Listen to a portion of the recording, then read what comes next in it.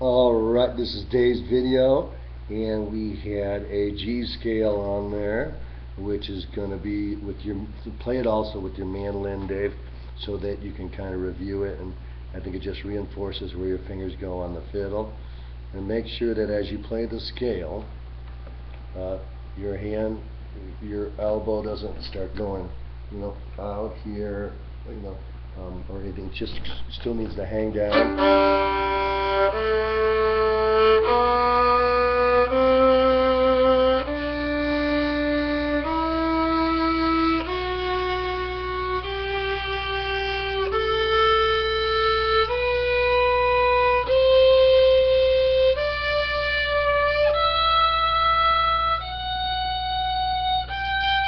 And then you can also play the A, and then come back up down.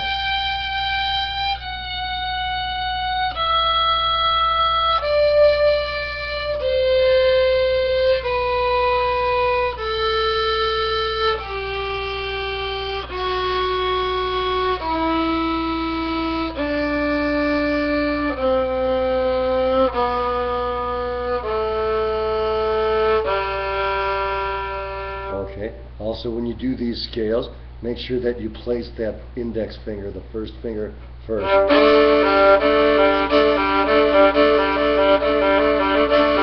So we're still working on making that automatic.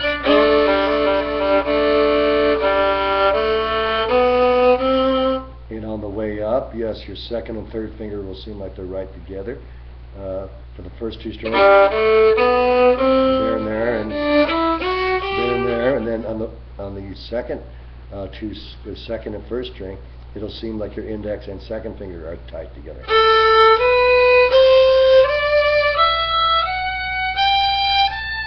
For me, I have to almost squish my second finger down into my index finger to make it in tune. So everybody's different, everybody's fiddle's a little bit different, so just kind of realize that. And then we talked about a couple different bowing techniques. We've got the two songs that I'll let you just kind of play by yourself. I think this stuff is more important and for me to do with you, or to make sure it's on the video. We talked about the putting the bow up, like on the top third of the bow, so not in the middle. That's my camera. Not in the middle, not up here, but kind of right about there. And what I want to do with my right hand on the bow, I want to leave my forearm right here, perfectly still, kind of, not like tense or anything, but just I don't want to use it. I want to use my fingers to start the pull, and then my wrist. The fingers start the pull, my fingers start the pull, then the wrist. And then I just get this short little wrist finger pull.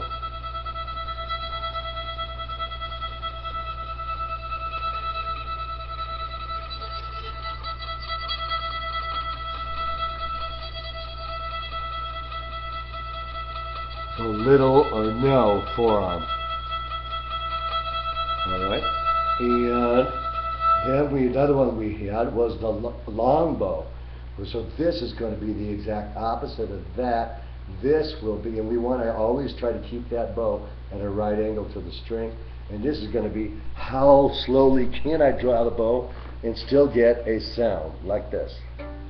Say the bottom two strings of the G and the D. If I stop, it's going to sound like this, right? But if I keep going slowly,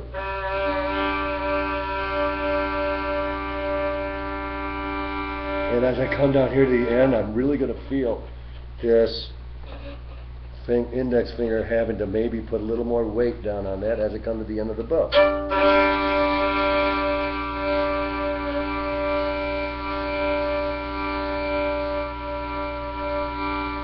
Right there, I'm kind of bearing down on that right there.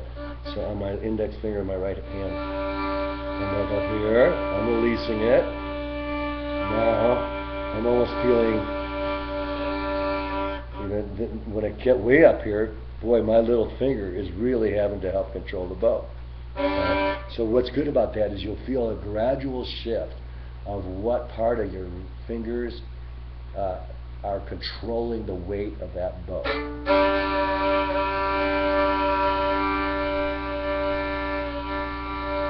More index finger,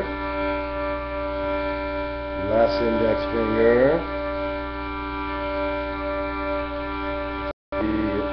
At some point here you almost feel like you hang a little bit of your arm on here for weight, because as you're right here, you have no more, you can't use the index finger to get tone here, because you're already past that point of leverage.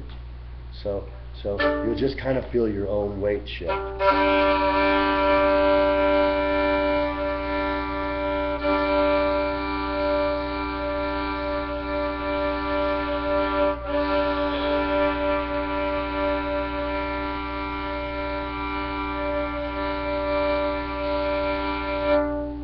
And that's those things. Then the other thing we talked about was the little Gasoline Alley by Rod Stewart lick, because a lot of things that we use in the fiddle and mandolin bow is the 0, 2, 5 frets on any of the strings, which looks like with the open index finger, third and low third finger. Yeah.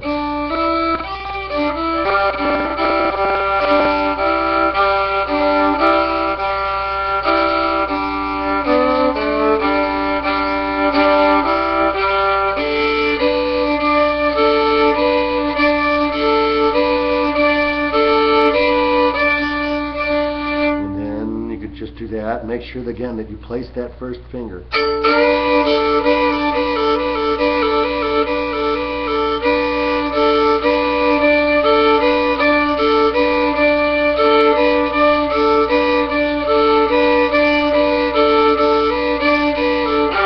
Then the Gasoline Alley lick, which is.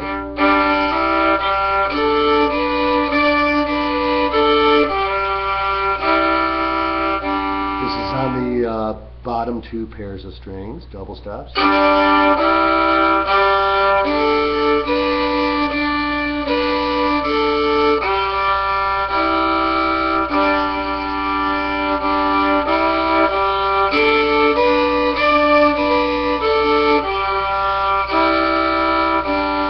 next question probably is he ever going to be able to stand up again? All right.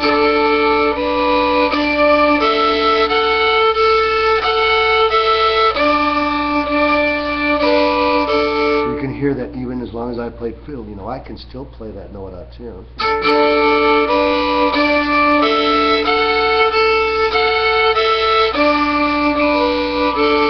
And that's on the top two pairs of strings. All right. Anything else? No, I think so. That's it.